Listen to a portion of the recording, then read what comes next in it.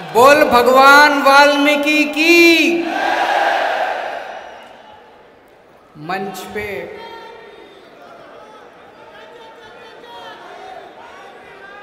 जय भीम, जय भीम।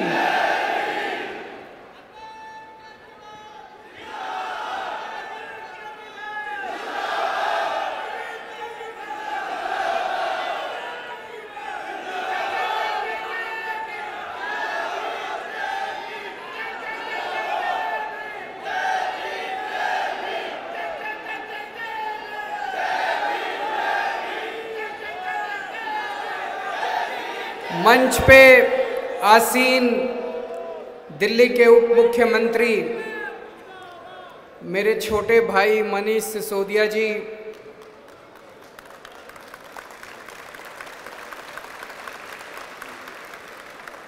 दिल्ली के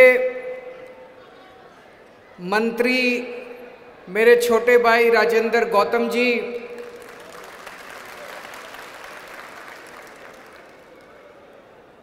हमारी दिल्ली विधानसभा की उपाध्यक्षा मेरी छोटी बहन राखी बिड़लान जी,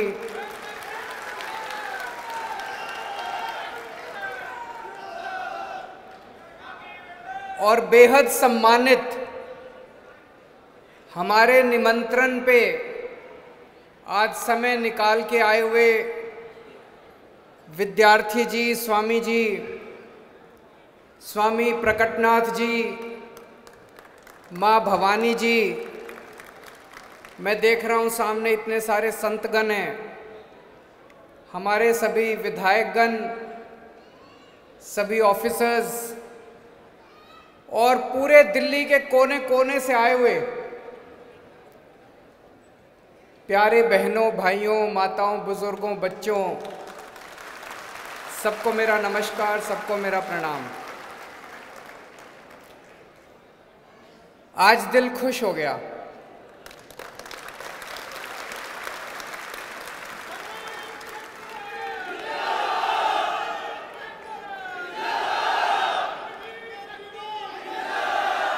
आज एक बहुत स्वस्थ परंपरा की शुरुआत हो रही है। हर साल दिल्ली में भगवान वाल्मीकि का प्रकटोत्सव तो धूमधाम से मनाया जाता था, लेकिन दिल्ली सरकार दिल्ली के लोगों के साथ मिलके इतने भव्य तरीके से आज पहली बार भगवान वाल्मीकि का प्रकटोत्सव मना रही है। दिल्ली के कोने कोने से लोग यहाँ आए हुए हैं, संतगण यहाँ आए हुए हैं अपना आशीर्वाद देने के लिए। ये आज एक स्वस्थ परंपरा की शुरुआत है और अगली इस साल से हर साल, हर वर्ष ये कार्यक्रम इसी तरह से मनाया जा रहा है।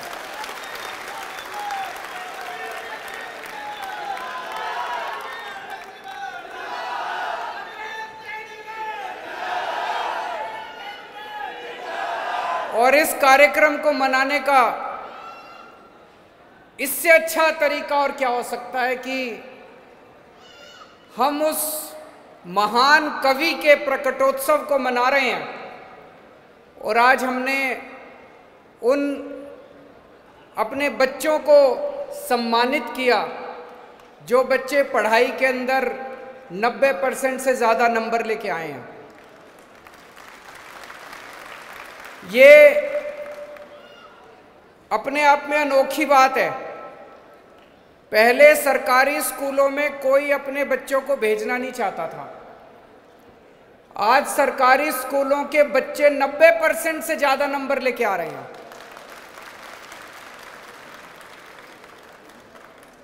एक एक बच्चे से मैं बात कर रहा था।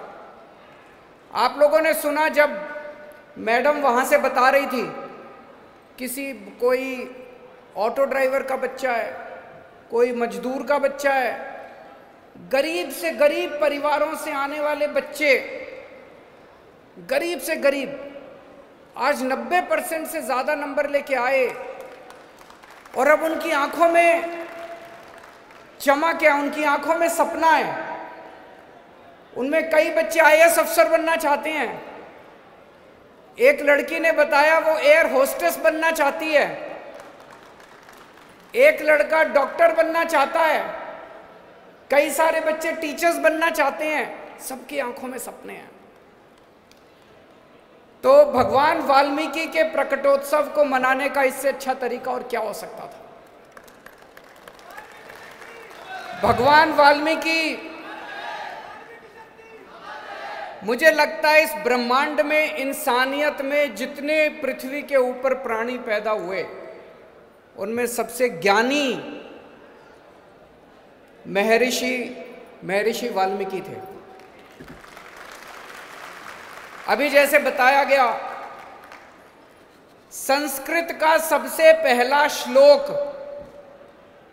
इस ब्रह्मांड के ऊपर संस्कृत का सबसे पहला श्लोक महर्षि वाल्मीकि ने लिखा। संस्कृत का सबसे पहला काव्य ग्रंथ रामायण, जिसको महाकाव्य कहा गया है, आदि काव्य कहा गया है, महर्षि वाल्मीकि ने लिखा। भगवान राम के दोनों बच्चों को शिक्षा देना कोई हंसी खेल नहीं था। भगवान के बच्चों को शिक्षा देना, लव कुश को शिक्षा दी उन्होंने। इतने महान ज्ञानी व्यक्ति, और आप सोच के देखो, अगर वो रामायण नहीं लिखते, क्या हमें रामचंद्र जी के बारे में पता चल सकता था? हमें रामचंद्र जी के बारे में कौन बताता? भगवान राम के बारे में कौन बताता? तो सबसे बड़ा योगदान उनका ये है कि महर्षि वाल्मीकि ने पूरी दुनिया को, पूरी इंसानियत को भगवान राम के बारे में बताया, उनकी पूरी कहानी बताई। ऐसे महान ऋषि, ऐसे भगवान वाल्मीकि के हम सब लोग अनुयायी हैं। वाल्मीकि समाज के दो सबसे बड़े आदर्श हैं, भगवान वाल्मीकि और बाबा साहब अम्बेडकर। और दोनों ने सबसे ज्यादा तवज्जो पढ़ाई को दी है, शिक्षा को दी है। सबसे ज्यादा तवज्जो शिक्षा को दी है, सबसे ज्यादा तवज्जो दोनों ने पढ़ाई को दी है। अभी स्वामी जी बता रहे थे, उन्होंने बताया कि महर्षि वाल्मीकि ने 3 संदेश दिए हैं, नारी सम्मान, पढ़ाई और करुणा। तो उन तीनों संदेशों में भी पढ़ाई के ऊपर उन्होंने सबसे ज्यादा ध्यान, उन्होंने बात कही है। बाबा साहब अम्बेडकर इतने गरीब परिवार में पैदा हुए, इतने गरीब परिवार में पैदा हुए। मैं जितनी बार उनको पढ़ता हूँ, जितनी बार उनकी जीवनी पढ़ता हूँ, उनके ऊपर इतनी फिल्में बनी हैं, जितनी बार उनकी फिल्में देखता हूँ, मैं समझता हूँ कितना महान व्यक्ति था। इतना संघर्ष किया उन्होंने, इतना संघर्ष किया अपने जीवन में। मैं बार बार ये बात कहता हूँ, आज फिर दोहराऊंगा, भाई साहब, आज के जमाने में, आज हम 21वीं सदी में रह रहे हैं। 21वीं सदी के अंदर अगर आपको अमेरिका से डिग्री लेनी है, नानी याद आ जाती है, आसान नहीं है अमेरिका से डिग्री लेनी।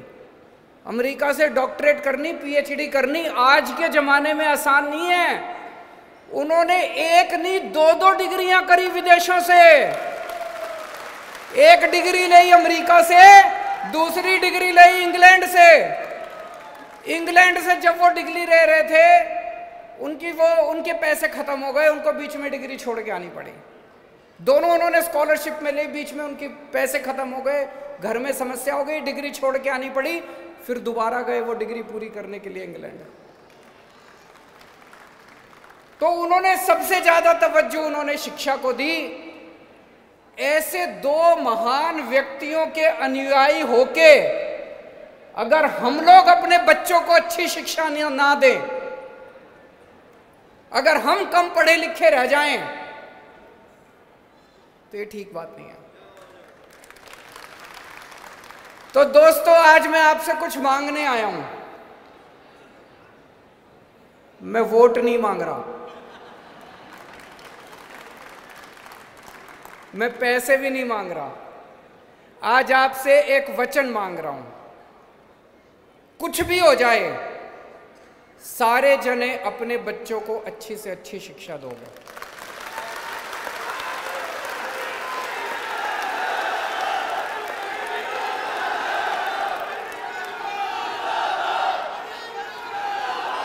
दोगे कि नहीं दोगे? दोनों हाथ खड़े करके बताना। हमें अपने बच्चों को अच्छी शिक्षा देनी है, और सबसे बड़ी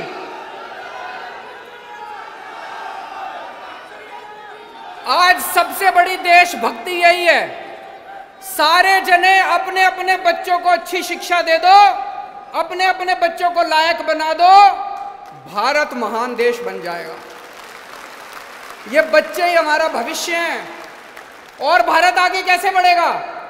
सबके बच्चे अच्छे हो गए तो भारत अच्छा हो गया, है कि नहीं है? तो ये अभी तक हमें समस्या थी। समस्या क्या थी? हम सब लोग गरीब हैं, दलित समाज गरीब है, वाल्मीकि समाज गरीब है। हम अपने बच्चों को प्राइवेट स्कूलों में नहीं पढ़ा सकते थे, प्राइवेट स्कूलों की फीसें अनाप शनाप है, सरकारी स्कूलों में पढ़ाई खराब होती थी। अब ये बहाना नहीं है, अब सरकारी स्कूल अच्छे हो गए नहीं हो गए? अच्छे हो गए नहीं हो गए? अब सरकारी स्कूल बहुत अच्छे हो गए, शानदार हो गए। उन्हीं सरकारी स्कूलों से निकल के ये 22 बच्चे आए हैं जिनको 90% से ऊपर, उन्हीं सरकारी स्कूलों से निकल के ये 22 बच्चे आए हैं जिनके 90% से ज्यादा नंबर आए हैं। तो अब सरकारी स्कूल शानदार हो गए। दो चीजें, एक, अगर आप अपने बच्चे से बचपन में कहीं काम करा रहे हो, इससे बड़ा पाप नहीं है। अपने बच्चे से काम मत करो, उसको स्कूल भेजो, उसकी अच्छी पढ़ाई कराओ। और दूसरा, अगर बच्चा शरारत करता है, पढ़ाई नहीं करता, माँ बाप को कान पकड़ने की जरूरत पड़े, कान भी पकड़ना। मेरे माँ बाप ने भी पकड़े थे मेरे कान, तभी मैं अच्छा पढ़ा। लेकिन अच्छी पढ़ाई कराने की जिम्मेदारी आप लोगों की है। हमें ये इंश्योर करना पड़ेगा। हमने पूरी व्यवस्था कर दी, दिल्ली के अंदर आपके बच्चों की अच्छी शिक्षा के लिए पूरी व्यवस्था कर दी हम लोगों ने। 12वीं क्लास तक सरकारी स्कूल है, शानदार पढ़ाई है, सरकारी स्कूलों में भेजो। अब तो आपको जान के ताज्जुब होगा, इस साल 2.5 लाख बच्चे प्राइवेट स्कूल छोड़ के सरकारी स्कूलों में आए हैं। 2.5 लाख।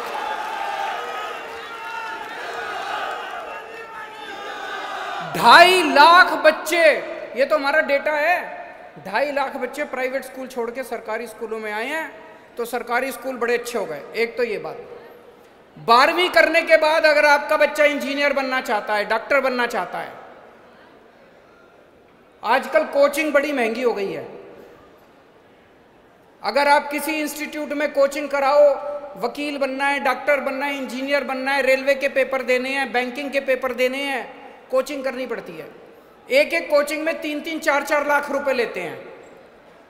हमने आपके बच्चों के लिए स्कीम बना दी, आप कोचिंग इंस्टीट्यूट में एडमिशन ले लो, सारा पैसा हम देंगे। पूरे देश में अकेली सरकार है हमारी, अकेली सरकार है। पैदा होने से लेके और ऊपर से ऊपर तक की पढ़ाई का इंतजाम कर दिया हमने। बता रहा हूं अभी एक एक करके। तो आप एडमिशन लो, हमको आके बता दो जी मैंने फलाने फलाने इंस्टीट्यूट में एडमिशन ले लिया, मैं अपने बच्चों को इंजीनियर बनाना चाहता हूँ, डॉक्टर बनाना चाहता हूँ, फलाना ढिमका, जो बनाना चाहते हो आप, वो IAS बनाना चाहता हूँ, IPS बनाना चाहता हूँ, जो बनाना चाहते हो, बच्चों को एडमिशन दिलाओ, उसकी कोचिंग का सारा खर्चा हमारा। जब बच्चा कॉलेज में जाएगा तो कॉलेज में 10 लाख रुपए तक का लोन देते हैं आपके बच्चे को। कुछ भी गिरवी नहीं रखना, कोई गहने गिरवी नहीं रखने। सरकार आपके बच्चे की तरफ से गारंटी देती है कि अगर ये बच्चा बड़ा होकर अपना लोन वापस नहीं करेगा तो सरकार वापस करेगी। 10 लाख रुपए तक का लोन मिलता है। ग्रेजुएशन के बाद ये मैंने और राजेंद्र गौतम जी ने बैठ के इसको पूरा बनाया था। ग्रेजुएशन के बाद अगर आपका बच्चा बाबा साहब अंबेडकर की तरह डॉक्टरेट करना चाहता है,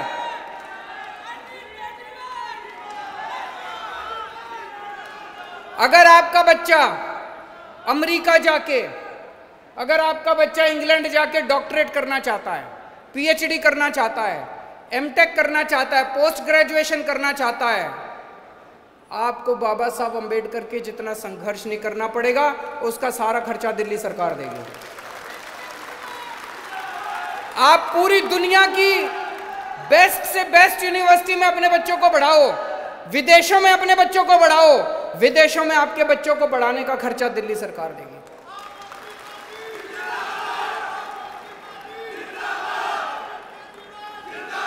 दोस्तों, बाबा साहब अंबेडकर ने और भगवान वाल्मीकि ने एक ही बात कही है, अगर हमें तरक्की करनी है तो तरक्की का रास्ता केवल और केवल शिक्षा से निकलेगा, केवल और केवल पढ़ाई से निकलेगा, नहीं तो तरक्की का रास्ता नहीं निकल सकता। बाबा साहब अंबेडकर का सपना था, बाबा साहब अंबेडकर का सपना था कि हर दलित बच्चे को अच्छी से अच्छी शिक्षा मिलनी चाहिए। 70 साल के अंदर वो सपना पूरा नहीं हुआ। मैंने कसम खाई है, बाबा साहब अंबेडकर का सपना मैं पूरा करूंगा।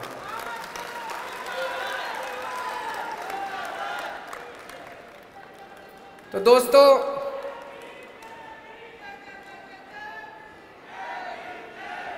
त्योहारों का टाइम है, आप सब लोगों को दशहरे की भी बहुत बहुत शुभकामनाएं, नवरात्रों की भी बहुत बहुत शुभकामनाएं, दिवाली की बहुत बहुत शुभकामनाएं, धनतेरस की, और भी कई सारे त्यौहार आ रहे हैं। लेकिन बड़ी मुश्किल से कोरोना पे काबू पाया है। मैडम बार बार बोल रही थी मास्क पहन लो, मास्क पहन लो, मास्क पहन लो। मैडम को अपनी चिंता थोड़ी थी, मैडम को तो आप ही की चिंता थी। आप बीमार पड़ जाओगे तो आप ही को अस्पताल जाना पड़ेगा।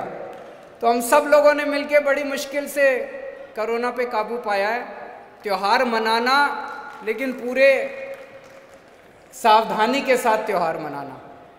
आप सब लोगों को फिर से एक बार महर्षि वाल्मीकि जी की प्रकटोत्सव की बहुत बहुत शुभकामनाएं।